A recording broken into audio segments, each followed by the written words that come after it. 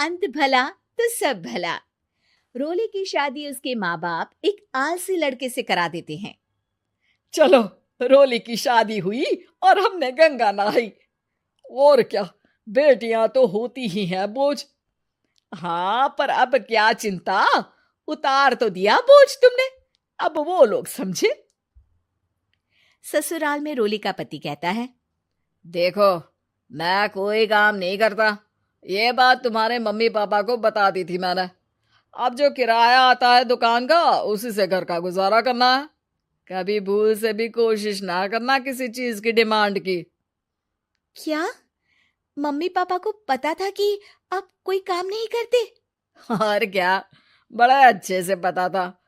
उन लोगों को तो तुम बोझ लगती थी, बोल रहे थे कि बस शादी कर लो और कोई मतलब नहीं है।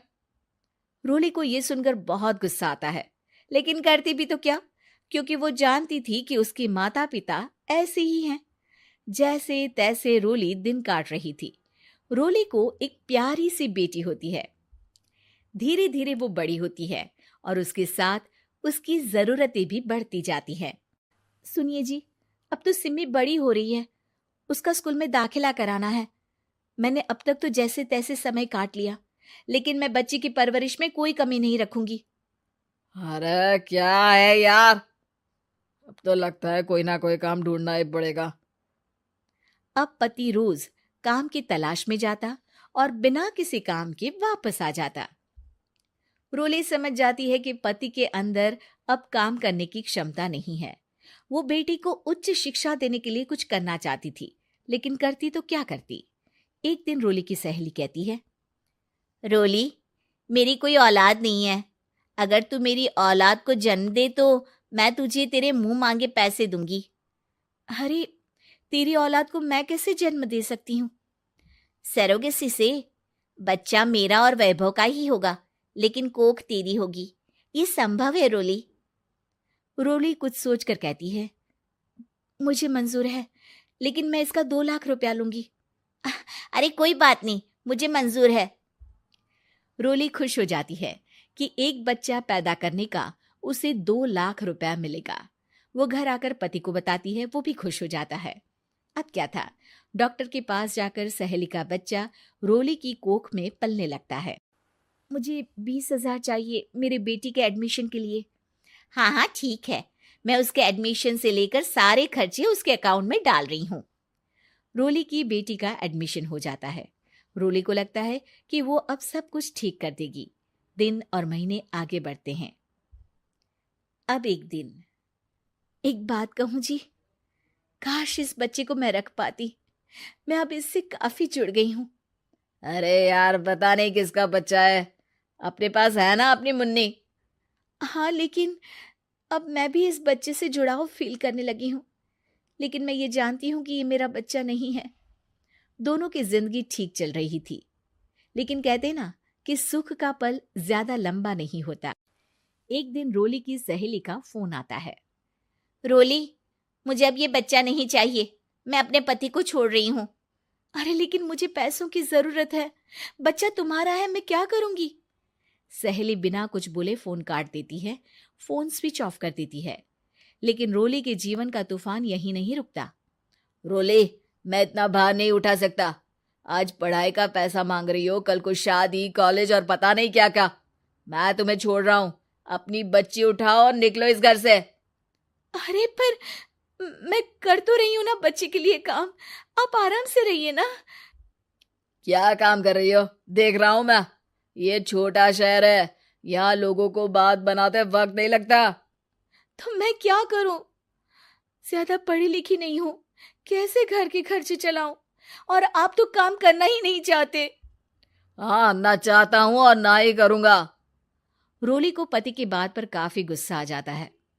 ठीक है, अगर मेरे जीवन में संघर्ष ही लिखा है तो वही सही। इस वक्त पति होने के नाते आपको मेरा साथ देना चाहिए था, लेकिन नहीं, आपने तो इस हाल में मुझे घर से बाहर निकालने की बात कह डाली।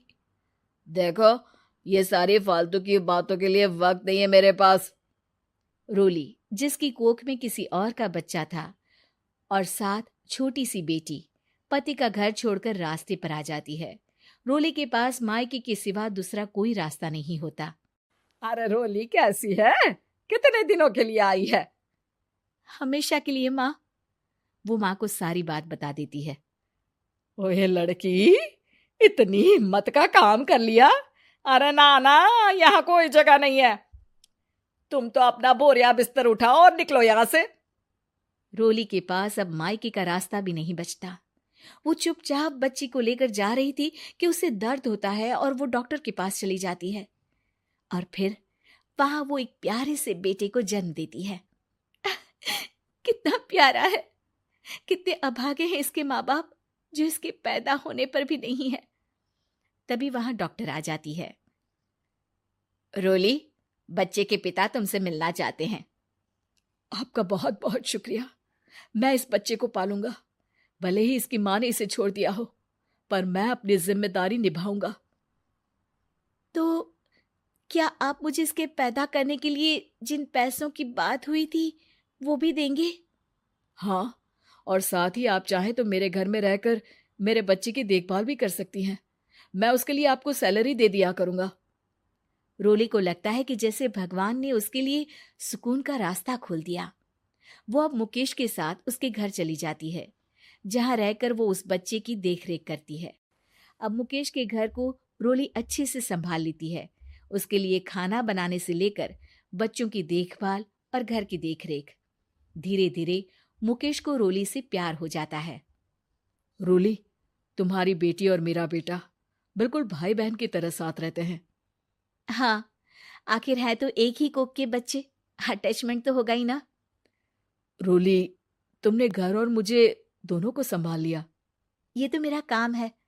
आपने भी तो मुझे छत दी जिससे मैं अपनी बेटी की पढ़ाई और भविष्य के लिए पैसे जोड़ सकूं। अब रोली, क्या तुम मुझसे शादी करोगी? अब मैं जानता हूं तुम्हारी भी शादी कुछ खास अच्छी नहीं रही। रोली को मुकेश की बात ठीक लगती है। वो उसे हाँ बोलने की सोच ही रही होती है कि उसके पहले पति का फोन आ जाता है। रोली, मैं बहुत परेशान हूं। मेरा एक्सीडेंट हो गया है। मैं चाहता हूं तुम वापस आ जाओ। रोली को पुराने पति की चिंता होने लगती है। वो सोचती है कि वो क्या कर रही थी। हाँ हाँ ठीक है, मैं आ रही हूँ। हाँ रोली, आ जाओ, लेकिन बच्ची को कहीं हॉस्टल में छोड़कर आना, क्योंकि मैं नहीं चाहता कि हम लोगों के बीच फिर से वो सारी बातें हो। रोली को समझ आ जाता है कि पति आज भी सुधरा नहीं है। वो पति के पास जाने से इनकार कर मुकेश को हाँ कर देती है।